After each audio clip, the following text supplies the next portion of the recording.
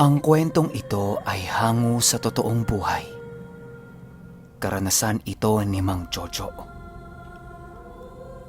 Taong 1981. Isabela, Negros Occidental.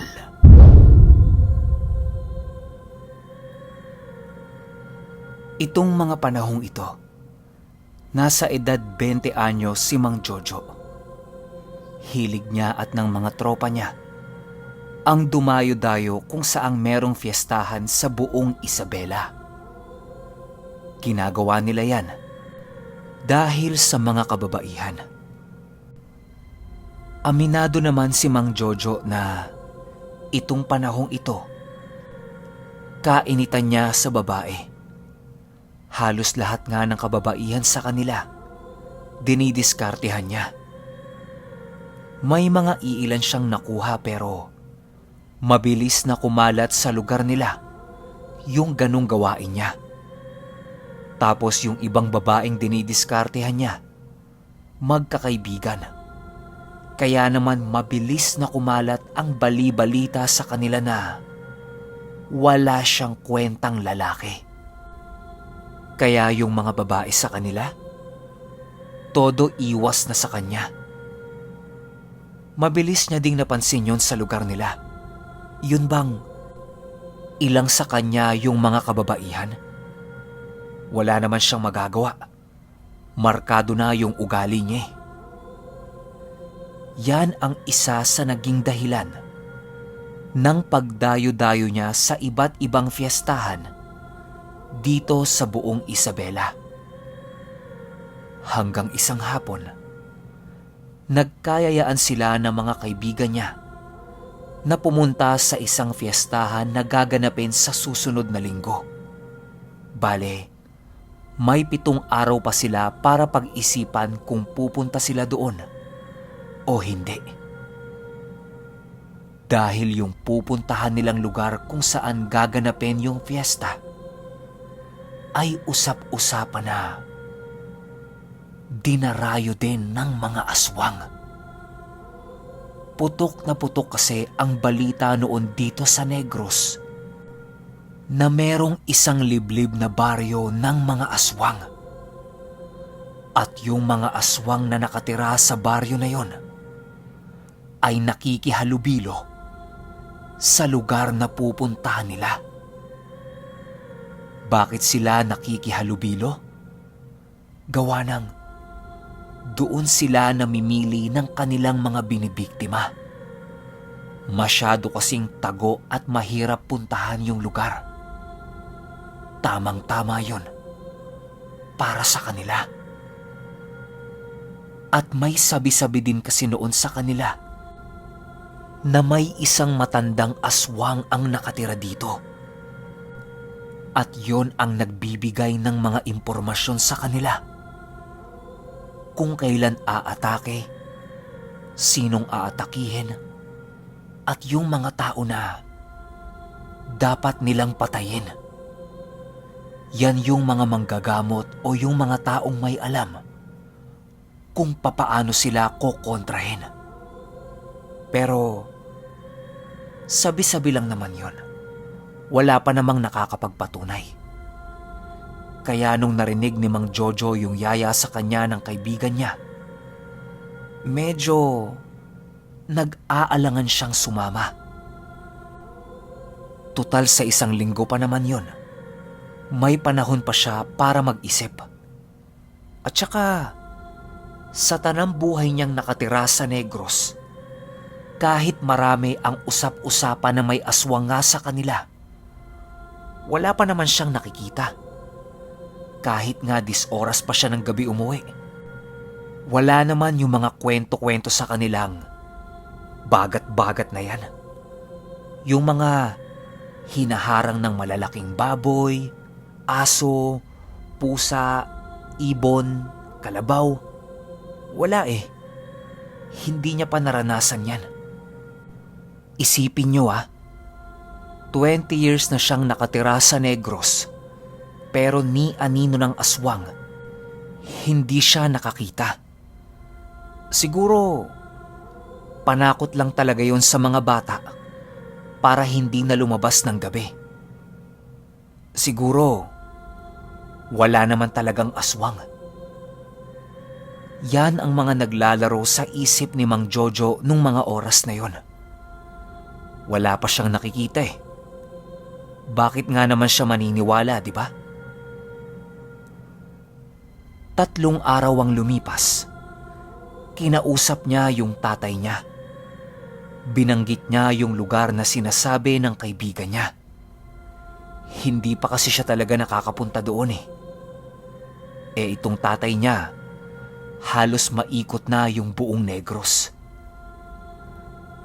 Nang mabanggit niya yun dito, biglang napalingon sa kanya yung tatay niya. Tapos mukha itong gulat na gulat.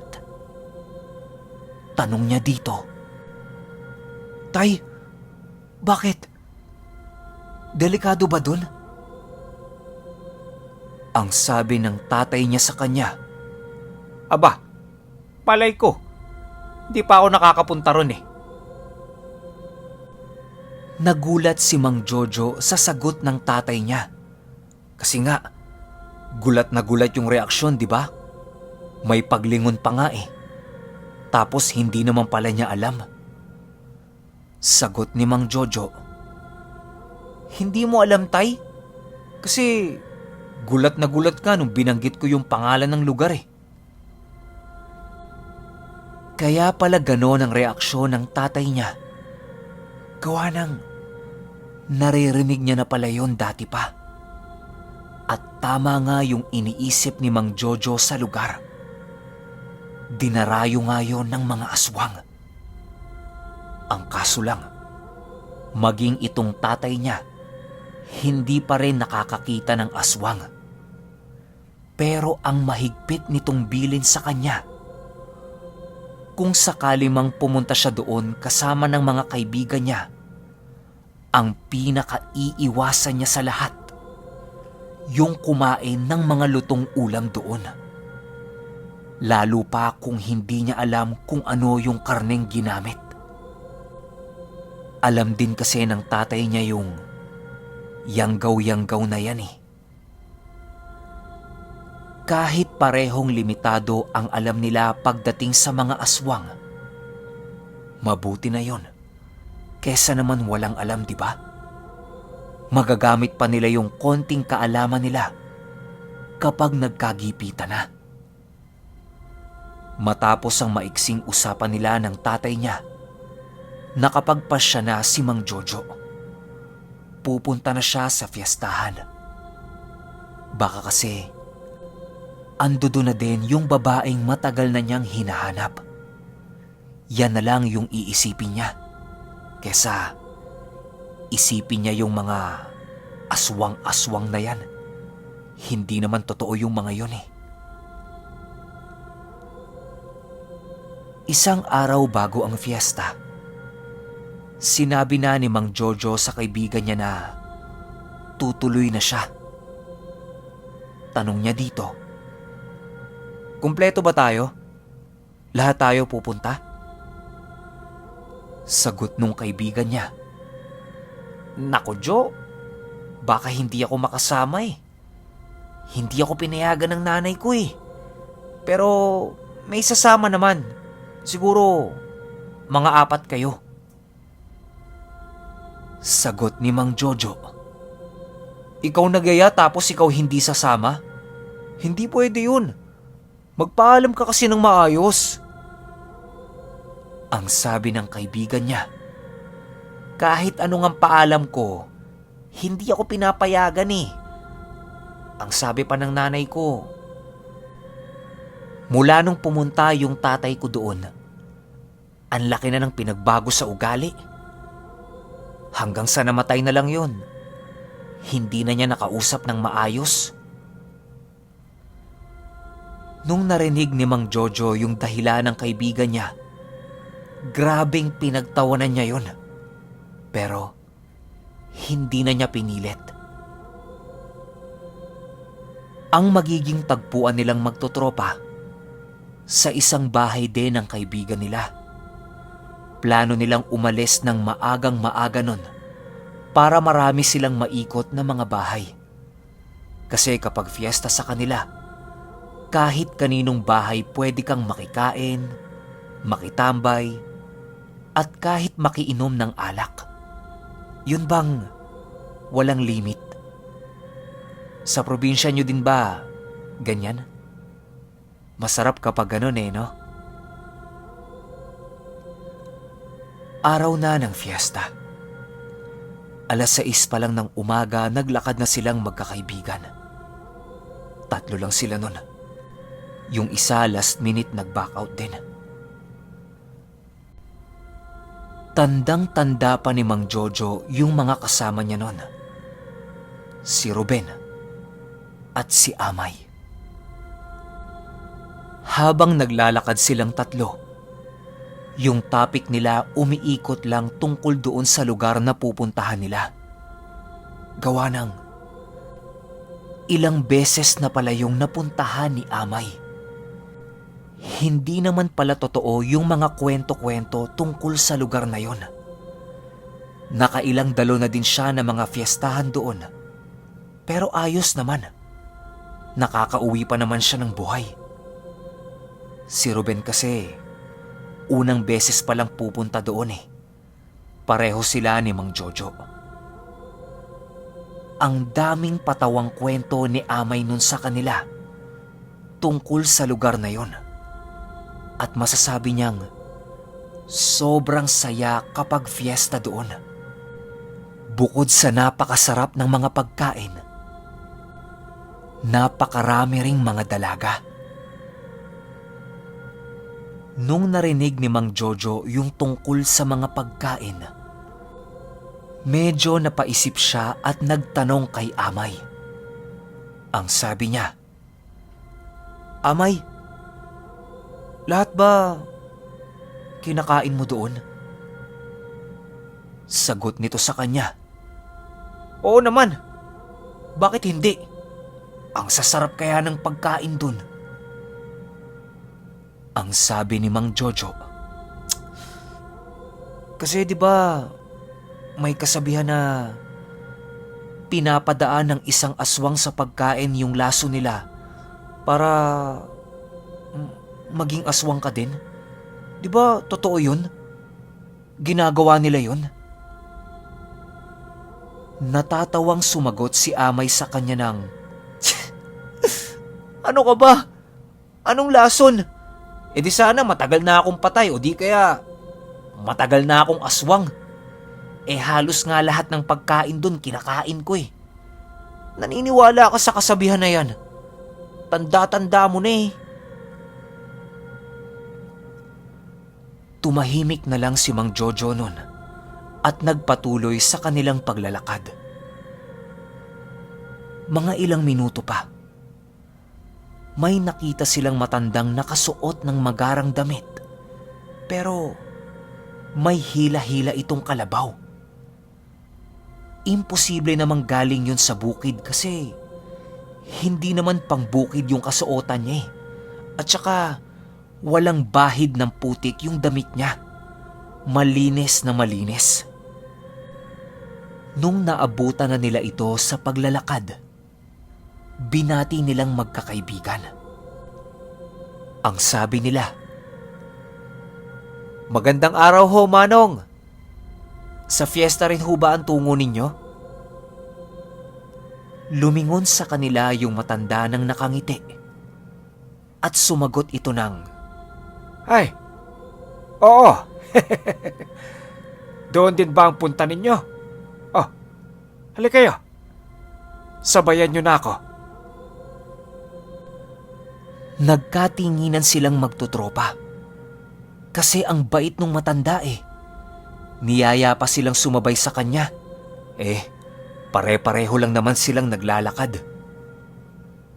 Pero napagpasyahan nilang sabayan na lang yun para may kakwentuhan din sila. Habang naglalakad, hindi na iwasang itanong ni Mang Jojo dito sa matanda kung totoo ba yung haka-haka sa lugar na pupuntahan nila. na dinarayo din ng mga aswang kapag fiesta. Ang sabi ng matanda sa kanila, Yun ba? Oh, totoo yun. Pero hindi naman ang gagalaw yang mga yan. May mga iilan akong kaibigan sa kanila. At kaya naman sila pumupunta sa fiesta dahil meron din silang ipinagdiriwang. Hindi ko nga lang alam kung ano yon. Wala nang nasabi yung kaibigan ko eh. Huwag kayong mag-alala. Pagdating doon, ipapakilala ko kayo. At saka nga pala, hindi naman lahat ng dumarayo doon mga aswang. Yung ibang aswang, doon mismo nakatira. Dito na medyo napaisip yung magkakaibigan. Kasi matanda na yon at marami ng karanasan sa lugar na pupuntahan nila. Sa kanya na mismo nang galing na totoo yung mga aswang sa lugar na yon. Kaya, pakiramdam nilang tatlo, gusto na nilang umatras. Hanggang sa bumagal na ng bumagal ang kanilang paglalakad. At pansin ng matanda na nauuna na siya kesa doon sa tatlo. Sinita na sila nung matanda. Ang sabi sa kanila, Oh, ang babagal nyo naman. Gusto nyong sumakay sa kalabaw ko? Halina kayo, bilisan nyo. Malapit na tayo. ilang minuto pa ang lumipas. Nakarating na sila sa fiestahan. Bungad pa lang ng barangay. Talagang nakakaengganyo ng makihalubilo sa kasiyahan. Kasi kumpleto talaga eh. May mga banderitas, matataas na kawayan, makukulay na mga tela. Basta, ang saya ng itsura ng lugar. Tapos yung mga tao, sobrang saya sa mga ginagawa nila. Dahil maaga pa, lahat ng mga tao abala sa pagluluto ng mga handa nila. Habang nagluluto pa nga sila, umiinom na kaagad sila ng tuba eh. Yun bang enjoy na enjoy sila sa ginagawa nila? Nung nakita nilang tatlo yan, lahat ng takot nila sa aswang-aswang na yan nawala. Ang sabi pa ni Amay, "O, di ba? Sabi ko sa inyo masaya dito eh. Abangan nyo pa mamayang hapon. Mas magulo na. Tara na, dali! Punta na tayo dun sa kakilala ko." Nagmamadaling tumakbo si Amay papunta sa kaibigan niya. Nung susunod na si Mang Jojo kay Amay, bigla na lang siyang hinawakan sa damit nung matandang kasabay nila. At bumulong ito sa kanya ng, Kainin mo ang lahat ng gusto mong kainin. Inumin mo ang lahat ng gusto mong inumin. Pero iwasan mo yung mga iaalok sa yung minatamis. Kahit na anong klase pa yan, wag na wag mong kakainin. Sige na, sabihin mo yan sa mga kaibigan mo.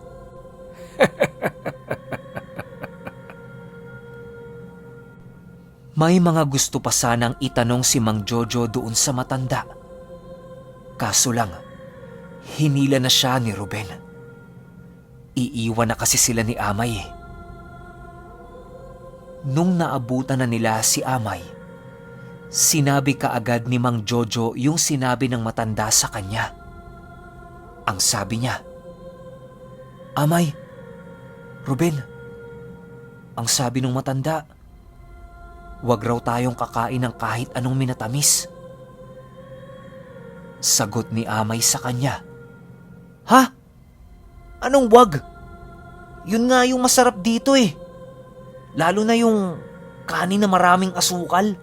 Ang sarap nun. Wag mo na kasing pakinggan yung matanda na yun.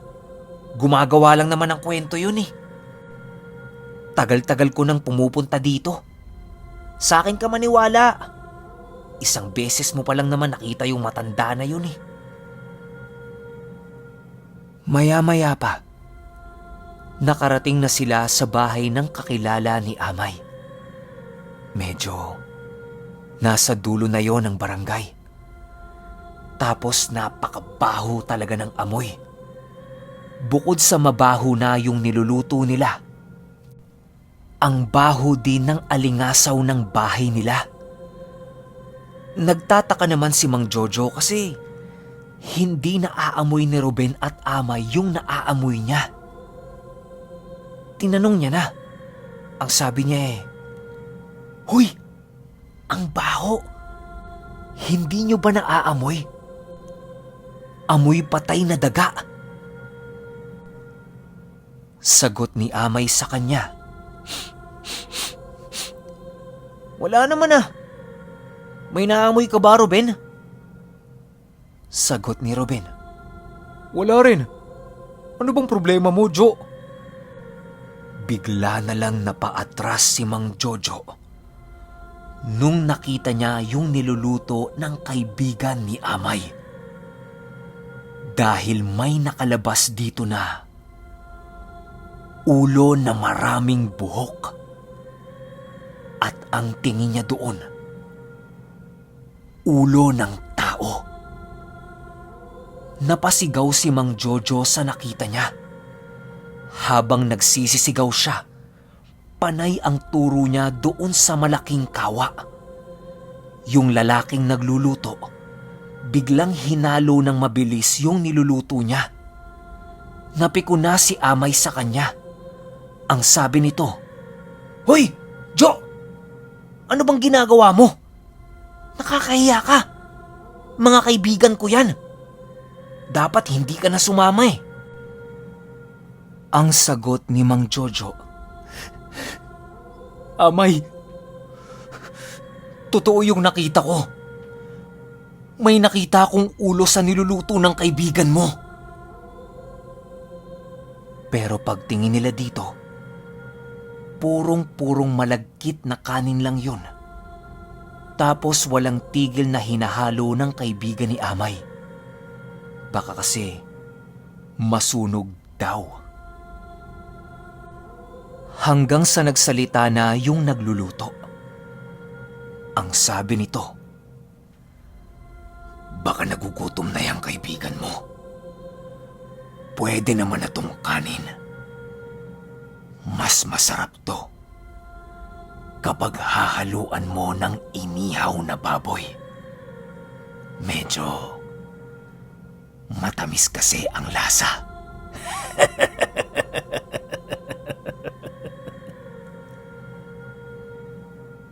Nanginginig na sa takot si Mang Jojo. Gawa ng,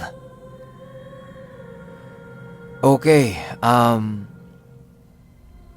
alam nyo medyo mahaba tong minatamis. Kaya hinati ko lang sa dalawa. Pero huwag kayong mag-alala. Yung part 2 nito na kumpleto na, bukas i-upload ko agad. Sa ngayon, ito na lang muna para back-to-back upload tayo. Yun lang. Kita-kits tayo sa part 2 bukas. Salamat."